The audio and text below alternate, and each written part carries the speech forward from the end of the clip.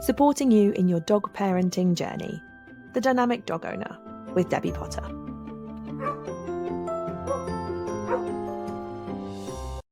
Hello and welcome to this week's episode of The Dynamic Dog Owner. I hope you are enjoying listening to all we have to talk about dogs.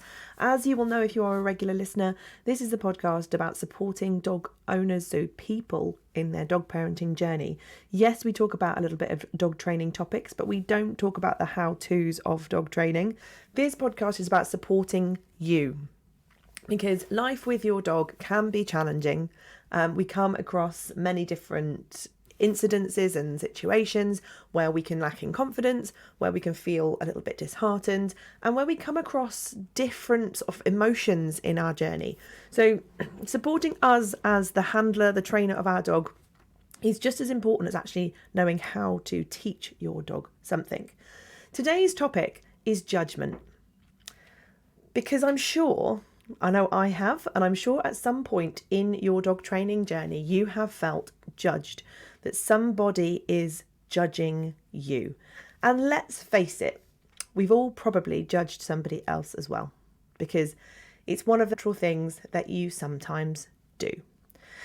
So have you felt judged? Have you ever been out for a walk with your dog and felt that somebody was sort of looking at you going, they don't know what they're doing, or why they're doing it that way, or I wouldn't do it like this? Hopefully you've never felt it in a professional capacity. Your dog trainer, people you work with, shouldn't make you feel that you're not doing a very good job. So hopefully you have never felt that way.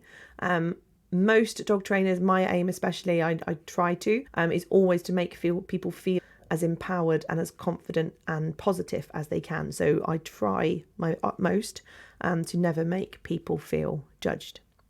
But let's face it, I think it's one of those things, it's human nature. Sometimes you create an opinion, you look at a stereotype. We can't always avoid it. None of us are perfect as people. We know our dogs aren't perfect. Us as people, we aren't perfect either. We cannot be. So sometimes we do find ourselves creating an image or an opinion that isn't based on fact. So today, obviously, I'm going to talk about a few situations where I have been judged, and obviously why it's not okay, and the situations that you may feel that you have been judged in as well. So obviously judgment comes because we see something on the face of it. We see something from one perspective, which is our own perspective. We don't know the person we're judging potentially. We don't know their situations. We don't know their circumstances. And that's why it's always good to just, before you form a strong opinion, stop, think, what else could be going on here, and looking at stuff from other people's point of view, so that we are fully understanding their situation and their circumstance. So, let's think of a few situations where you could potentially judge people. Their dog comes running over to you while your dog's on a lead, for example.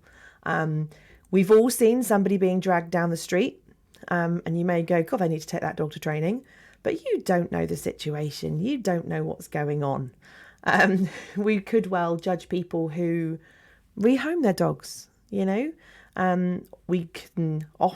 hear judgment from people who choose to buy a puppy rather than going to a rescue. Everybody has their opinion on all of these things.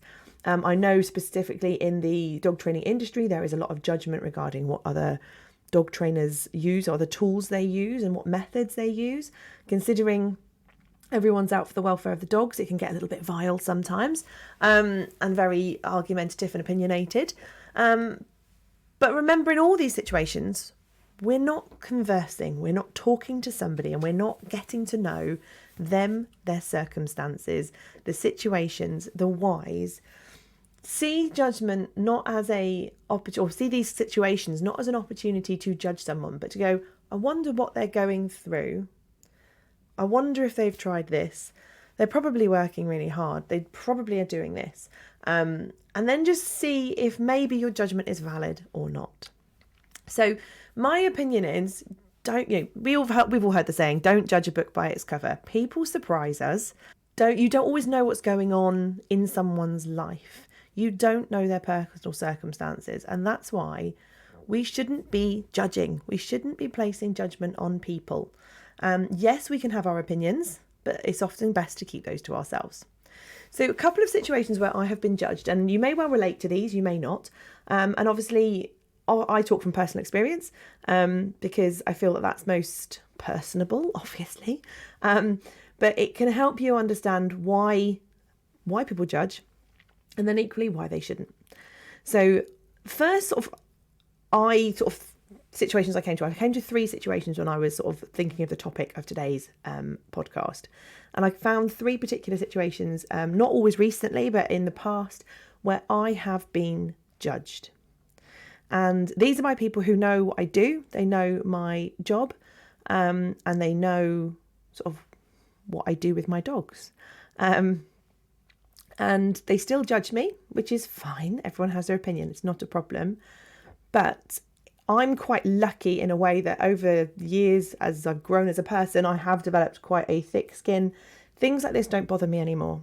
2 or 3 years ago, they would have bothered me, and I would have probably stopped doing things that I will talk about to avoid these things happening.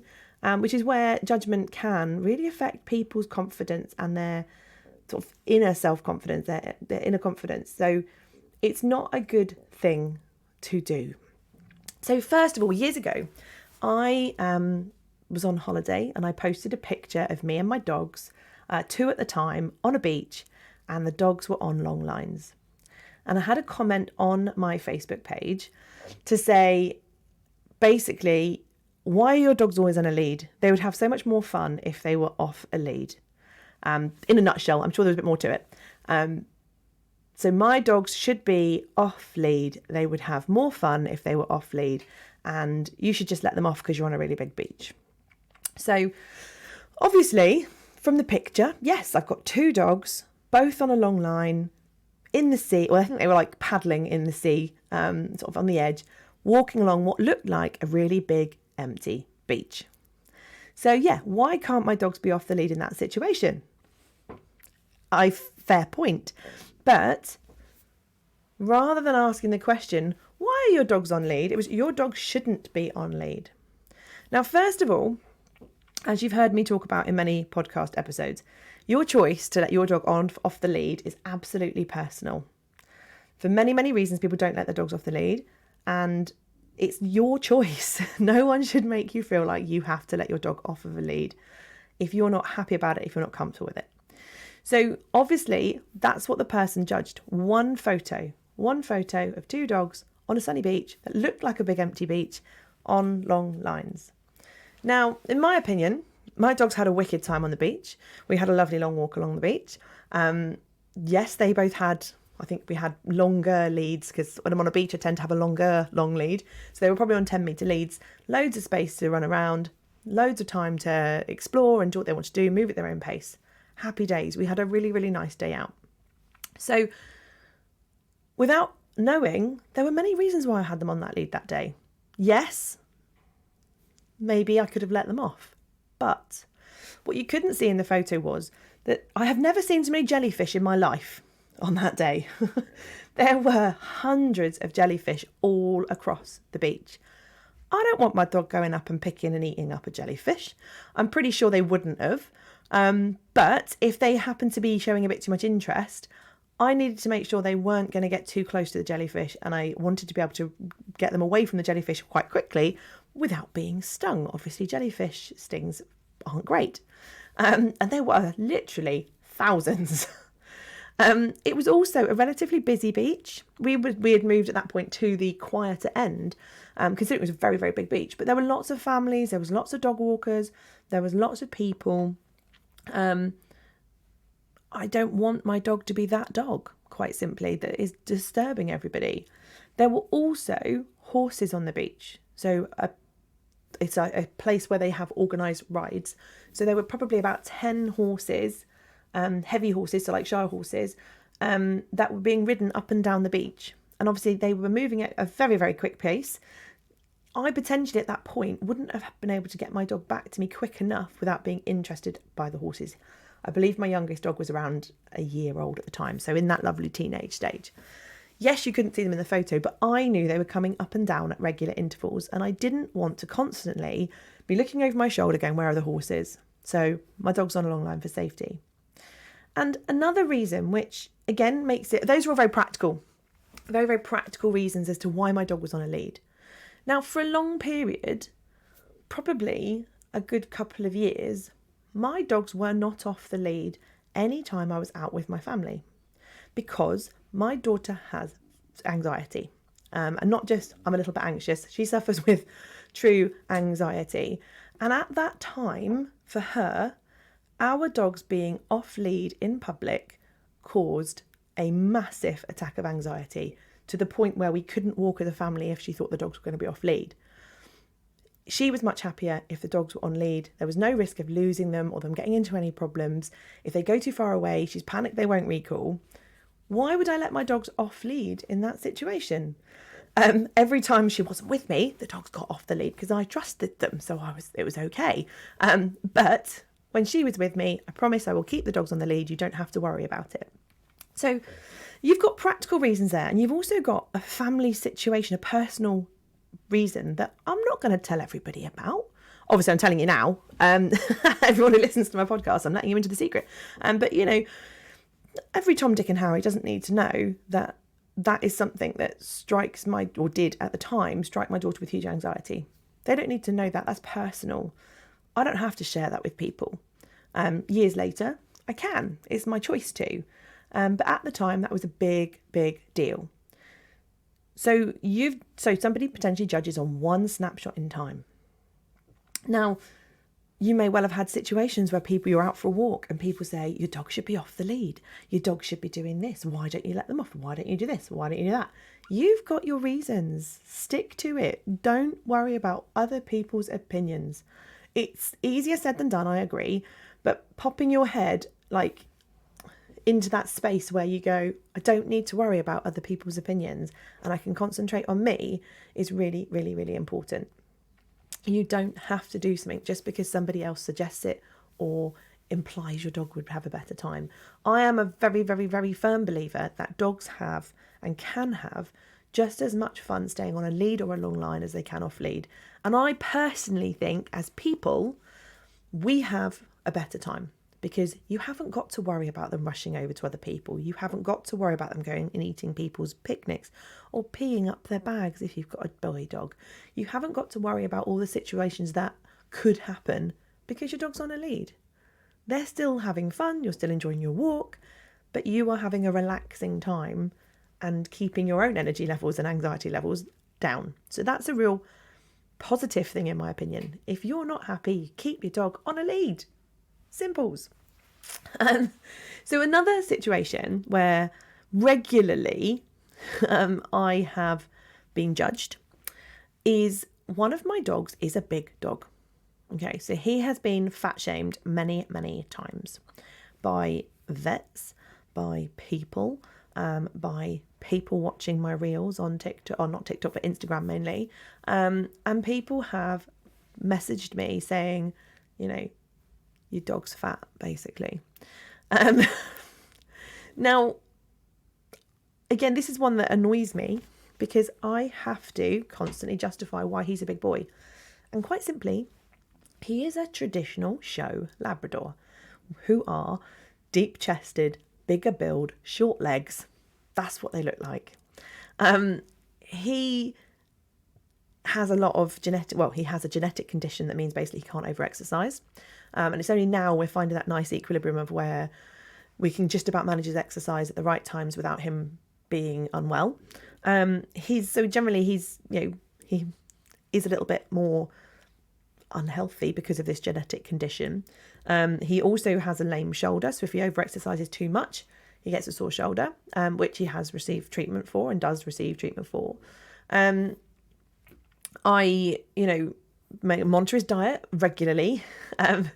And recently he's had an injury to his foot where he had probably 6 weeks of limited exercise while it was recovering and healing. So all of those things come into the reasons why my dog is overweight in people's opinion. In my opinion, We've been working really hard on managing his weight all the time because of the genetic condition and his poor shoulder. So he has a low fat diet. He has it's managed to try and keep him as well as he can be. He is a bigger breed. I can't change the size of him.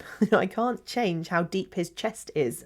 I can't change the shape of his body. Just like we can't with people. Some people are born to only be 4'5" or whatever, 4'11". I don't know what the standard heights are. Some people are born to be 6 foot.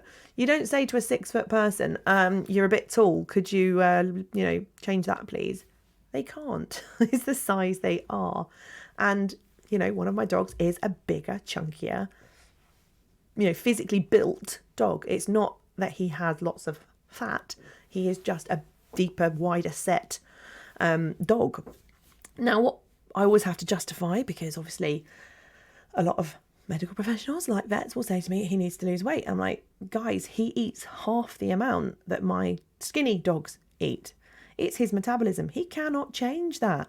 In the past, my first dog was super duper skinny, to the point where people would say, you need to feed that dog a bit more. And I'd be like, guys, he eats huge amounts of food. I'm like feeding him all the time. He never puts on weight. He is always skin and bone.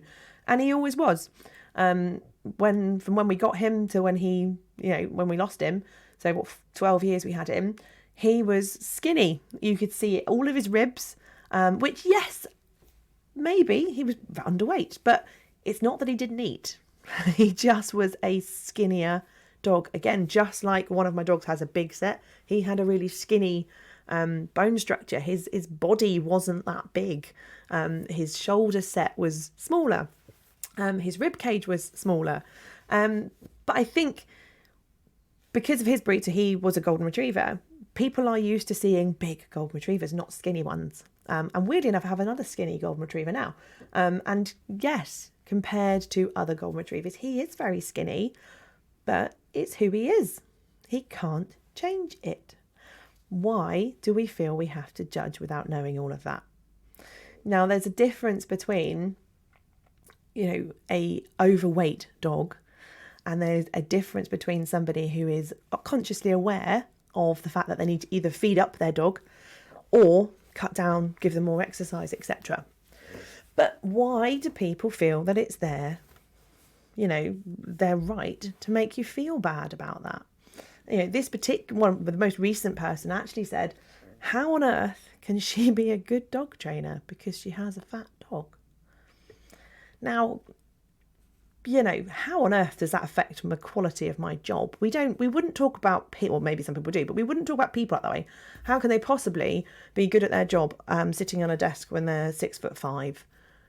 They're too tall for that job. They shouldn't be doing it. Yes, obviously we have some careers where traditionally there is a height. If you're tall, you're normally good at basketball. If you're short, you're better at other things. I don't know what. But, you can't reach certain shelves and stuff. But we don't say you're not capable of doing a job because of your height.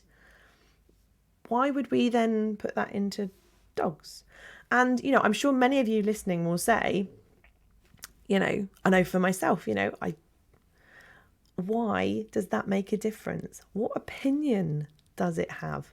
You'll probably say you've had this happen before. You've been out and someone said, oh, you need to feed that dog up, or oh, he's a bit of a big lad. You not just in terms of weight, but you have people who say, you got your hands full there. If you've got a bouncy dog, people like to pass judgment.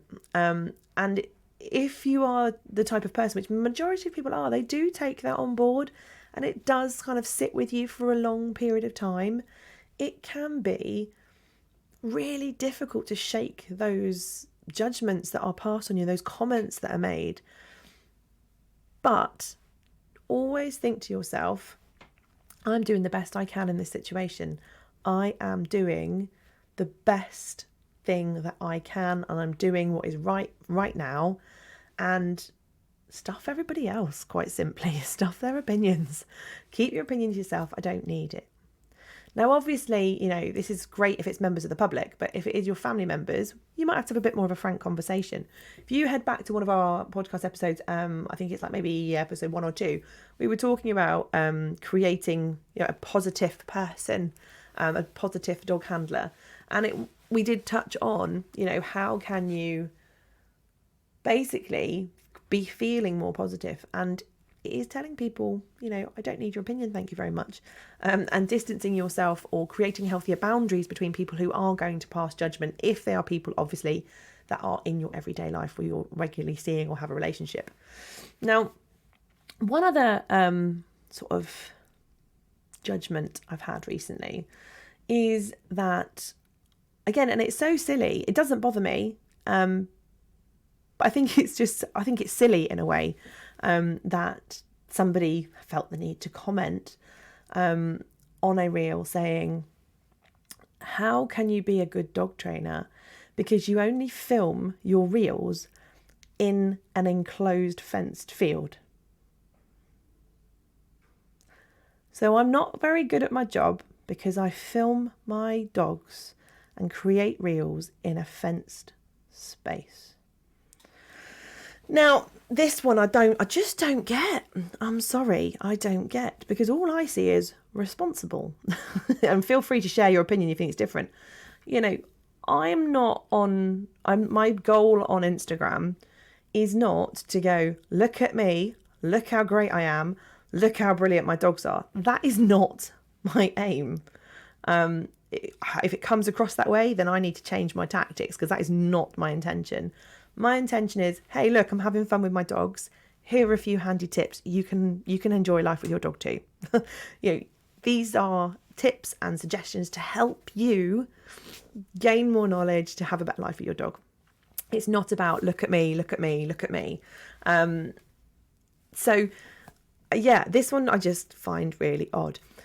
What difference does it make if I film in a fenced space or not? To me, one, it's way more responsible for me to be filming in an enclosed space, because if I'm filming in public, who's watching my dogs, for one?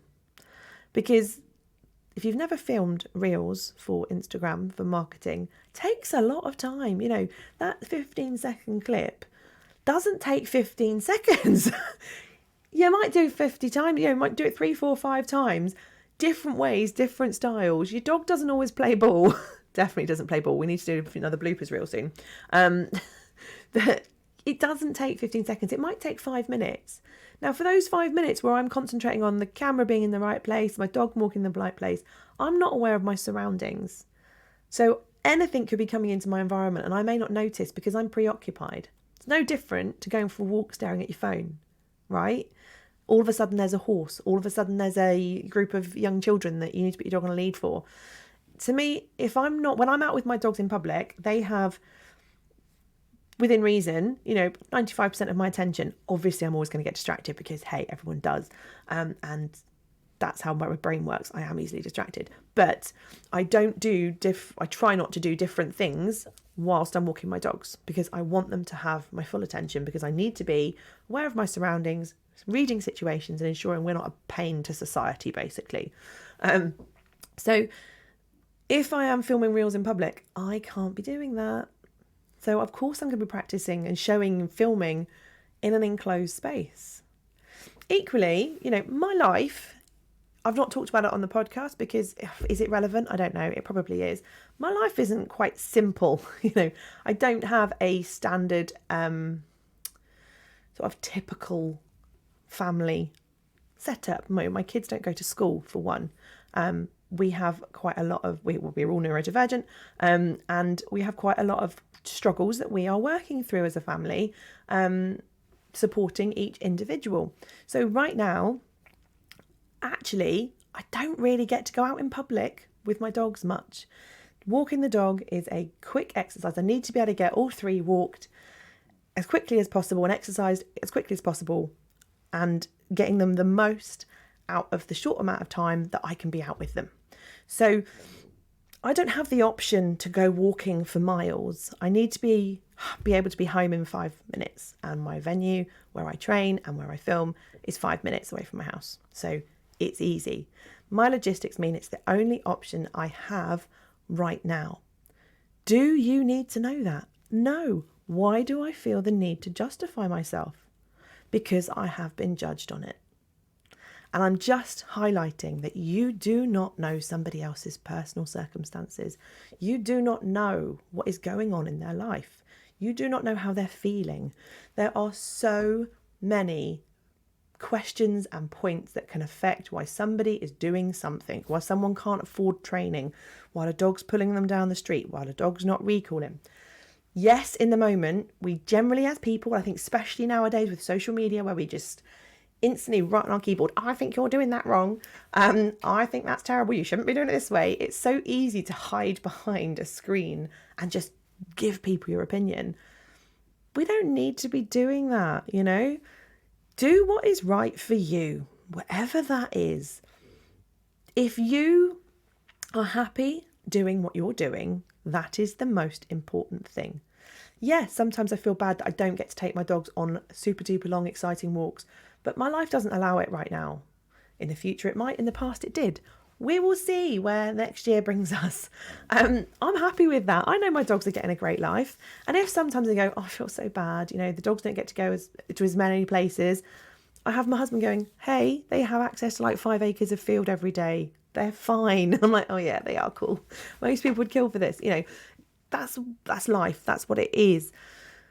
Don't judge people. If you see someone struggling with their dog, don't automatically assume that they haven't done any training. You don't know what's happened the 5 minutes before them on a walk. If you see someone who's got their dog on a lead in an open space, don't judge them for having their dog on lead, not off lead. That's their choice and there's a reason for it. If a dog's pulling them down the street, you automatically assume they've never done a day's training, not they're having a bloody shit day and they just want to get around the block as quickly as possible and get home. You know, don't judge people. Don't do it. Don't see something and instantly come to an opinion because it makes other people feel bad.